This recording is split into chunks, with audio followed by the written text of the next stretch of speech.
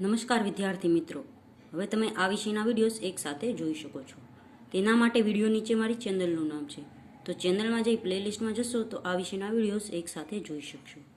તો વિદ્યાર્થીઓ, આજના વિડીયોમાં આપણે શીખીશું ગુજરાતી ધોરણ 8 દ્વિતીય સત્રનું પુનરાવર્તન 3. જે પુનરાવર્તન છે તે પાઠ 11 થી 16નું છે. અને પુનરાવર્તનનો અર્થ થાય છે રિવિઝન. રિવિઝન એટલે કે રી એટલે ફરીવાર અને વિઝન એટલે કે જોવું, ફરીવાર જોવું, ને પુનરાવર્તન એટલે કે ફરીવાર આવું. તો આપણે આ બધા પાઠ છે 11 થી 16 એ શીખી ચૂક્યા છે. અહીં એને રિવિઝન કરવાનું છે. પહેલો પ્રશ્ન છે, નીચેના પ્રશ્નોના ઉત્તર લખો. તેમાં પહેલો પ્રશ્ન છે, બાના હૃદયના સ્નેહનું તમારા શબ્દોમાં વર્ણન કરો. તો તેનો જવાબ છે, ઘરમાં ફક્ત વૃદ્ધ માતા તથા વિધવા ફોઈ જ રહે છે.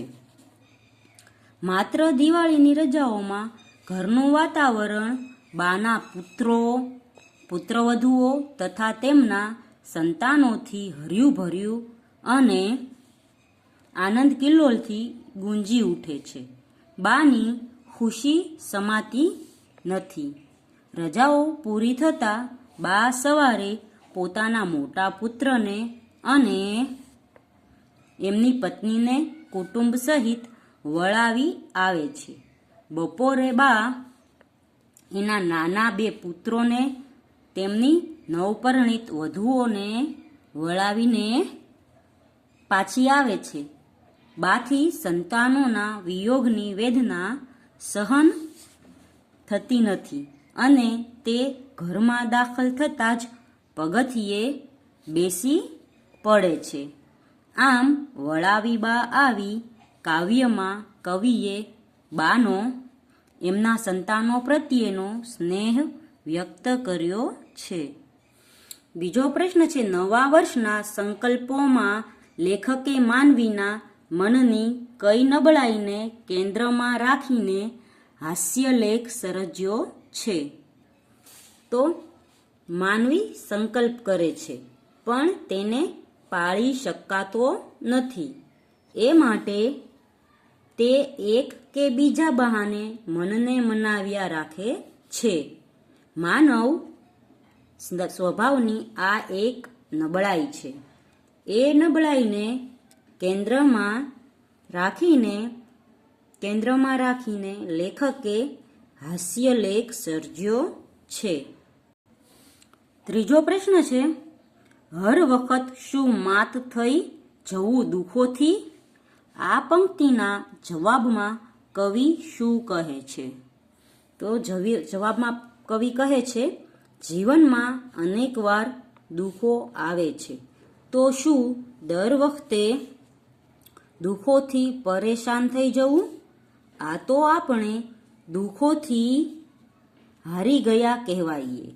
એના કરતાં એના જવાબમાં કવિ પડકાર ફેંકે છે કે હવે દુઃખોથી હારવું નથી, હિંમતથી એનો સામનો કરીને દુઃખોને જ પરાજિત કરીએ.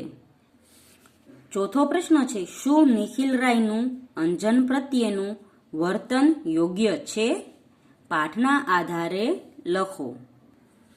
તો નિખિલ રાય હંમેશા અંજનને ટોકતા રહે છે. તેઓ એને એની મનગમતી પ્રવૃત્તિ કરવા દેતા નથી. તેઓ એની કુતૂહલ વૃત્તિને દબાવી દે છે.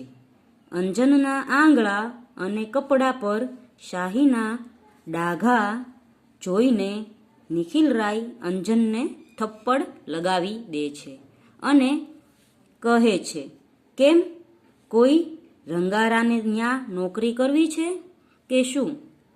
આથી ડરને લીધે તેને તાવ આવી જાય છે. પિતા તેને રમવા દેતા નથી. તેની પાસેથી તેના રમકડા લઈ લે છે. તેની માને પણ અપમાનિત કરે છે. અંજન કેવળ ભણે અને બીજું કંઈ ન કરે એવું તેઓ ઈચ્છે છે. બાળક સાથે આવું વર્તન કરવાથી બાળકનો વિકાસ રૂંધાઈ જાય છે. તે હંમેશા ભયભીત રહે છે. આમ નિખિલ રાયનું અંજન પ્રત્યેનું વર્તન બિલકુલ યોગ્ય નથી. પછીનો બીજો પ્રશ્ન છે, નીચે આપેલા ફકરામાંથી પ્રશ્નો બનાવો. તો અહીં એક ફકરો આપ્યો છે, એમાંથી આપણે પ્રશ્ન બનાવવાના છે. ફકરો છે, હિમ્મતે મર્દા તો મદદે ખુદા, એટલે કે જેમાં હિંમત છે તેની મદદ ભગવાન પણ કરે છે. આ કહેવતને સાર્થક કરતી પ્રવૃત્તિ એટલે સ્કાઉટિંગ, ગાઈડિંગ પ્રવૃત્તિ. તમામ પ્રવૃત્તિઓ કરતાં ભિન્ન પ્રકારની છે. દરેક પ્રવૃત્તિમાં સ્વાર્થ અને બદલાની ભાવના હોય છે, જ્યારે આ પ્રવૃત્તિમાં બદલાની ભાવના વગર નિસ્વાર્થ કામ કરવાની વાત છે. કોઈની આગળ હાથ લંબાવવાની વાત જ નથી. કામ કરીએ જાઓ, જોવાવાળો જુએ જ છે, બદલો મળશે જ એ વાત નક્કી જ છે અને તે પ્રમાણે જ થાય છે. તો અહીં ફકરો આપેલો છે, આપણે એમાંથી પ્રશ્ન બનાવીએ.